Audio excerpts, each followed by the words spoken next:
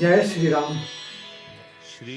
आज मैं हनुमान चालीसा का छात्रों के लिए महत्व पर तुलसीदास द्वारा रचित 2 चौपाई जो हनुमान चालीसा में है, उसके आधार पर मैं आपको व्यक्तित्व विकास पर वर्णन करना चाहता हूँ कि किसी व्यक्ति के लिए व्यक्तित्व विकास का क्या महत्व है और हनुमान चालीसा से कैसे सीखा जा सकता है।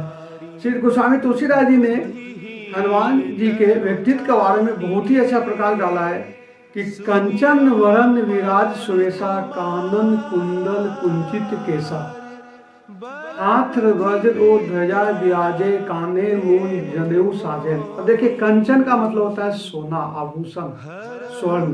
कंचन वरण मतलब धारण करना, विराज मतलब उपस्थित। कंचन वरण विराज सुवेशा मतलब सुंदर वेश, कानन मतलब कान में, कर्ण में, कुंडल मतलब जो कुंडल पहनते हैं या उसको लेडीज के शब्दों में झुमका बोल सकते हैं। कुंचित मतलब घुंघराले है, घुंघराला या घुंघराले कहिए, और केसा मतलब बाल। दूसरा चौपाई है कि हाथ वज्र ओ ध्वजा विराजे, हाथ में वह वज्र मतलब गदा अस्त्र लिए हुए हैं और ध्वजा का मतलब होता है झंडा विराज रहे हैं। कांधे में वह मूज मतलब पवित्र घास होता है, उसका जनेऊ धारण किए हुए हैं। अगर इसके भाव को समझना चाहते हैं तो हनुमान जी का जो परिचय या व्यक्तित्व दिया गया है वह एक वेल मेंटेन या वेल ड्रेस्ड, जरूरत के अनुसार पहनने वाले व्यक्ति है। देखो, विद्या के तो पहले ही कहा गया है कि जय हनुमान ज्ञान गुण सागर, उनके ज्ञान तो बहुत कुछ है, लेकिन अगर ज्ञान से सब कुछ नहीं होता, उसके बाद उनके व्यक्तित्व पर भी, ड्रेस कोड कैसा है, रहन सहन कैसा है, उस पर भी प्रकाश डाला गया है इस चौपाई के द्वारा।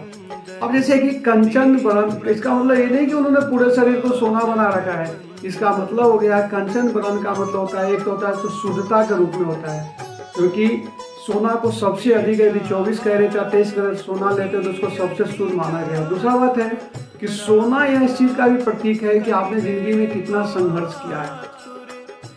जब भी कोई इंसान ज्यादा संघर्ष करके अगर आगे बढ़ता है तो उसको कहा जाता है कि वो स्वर्ण जैसा शरीर है। ये नहीं कि काला गोरा से कोई मतलब नहीं है, बस ये है कि उसने तब के अपने आप को मजबूत कर लिया है।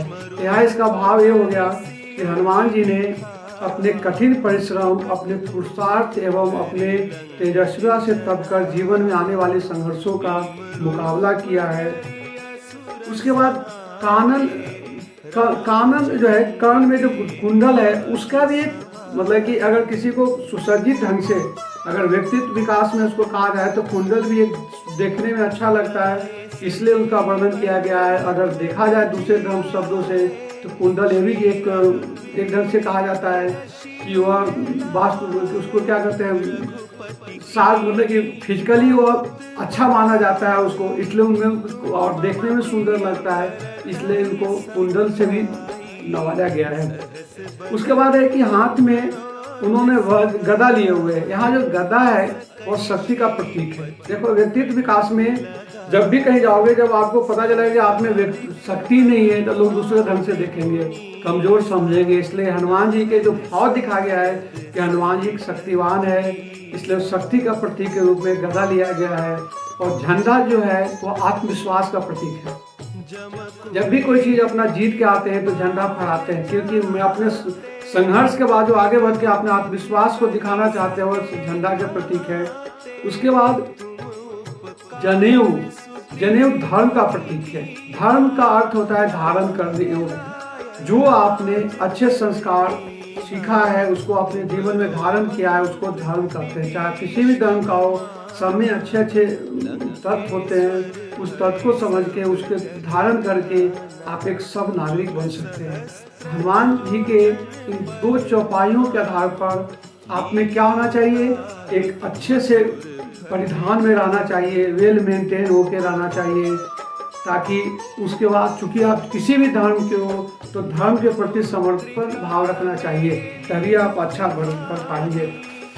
ऐसे ही जब आप किसी इंटरव्यू में जाते हैं तो किसी का व्यक्ति विकास के 3 चीज पर जोर दिया जाता है कि सबसे पहले आपका ड्रेस कोड कैसा है, जिस परिस्थिति में आप हैं उसी में ड्रेस कोड है कि नहीं।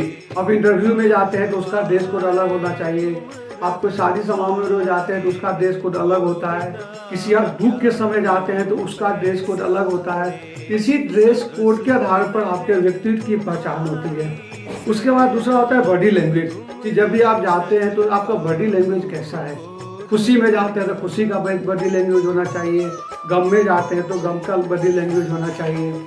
अब मैं आज कुछ परिधान जो इसके बारे में व्यक्तित्व विकास में जो परिधान का महत्व है उस पर मैं इस हनुमान चालीसा के द्वारा दिखाना चाहता हूँ कि आज के दौर में आपकी सफलता इस बात पर निर्भर करती है कि आप दिखते कैसे हैं। दिखने का मतलब कि काले हैं कि गोरे हैं, प्रश्न कि आप कपड़ा कैसे पहन रखे हैं, आपका बाल का क्या स्टाइल है, रहन सहन का क्या स्टाइल है। इसलिए कहा जाता है कि जब भी आप किसी से मिलने जाते हैं तो आपको वही इम्प्रेशन, पहली बार किसी से मिलते हैं तो वही इम्प्रेशन आपको हमेशा के लिए छाप छोड़ती है। मतलब first impression is the last impression. दूसरे शब्दों में ये भी कहा गया है you never get the second chance to create the first impression. इसलिए वस्त्र व्यक्ति को बनाते हैं, मतलब क्लॉथ मेक्स द मैन। व्यक्ति का परिधान से किसी व्यक्ति के संपूर्ण व्यक्तित्व का पता चल जाता है। इसी के आधार पर व्यक्ति के संस्कार, संस्कृति एवं सामाजिक प्रतिष्ठा का पता चलता है।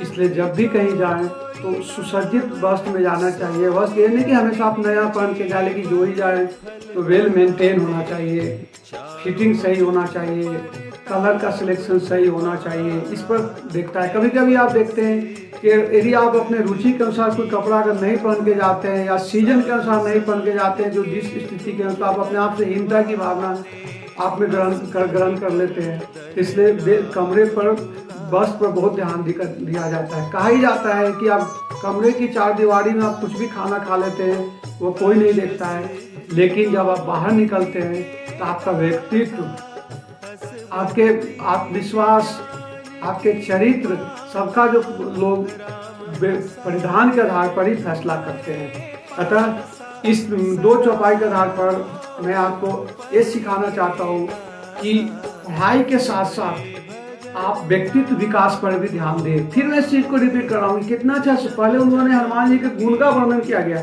जय हनुमान ज्ञान गुण सागर, उसके बाद आया उनके व्यक्तित्व के विकास के बारे में। आशा करता हूँ कि वीडियो आपको जरूर पसंद आएगी और इससे आप कुछ सीखेंगे।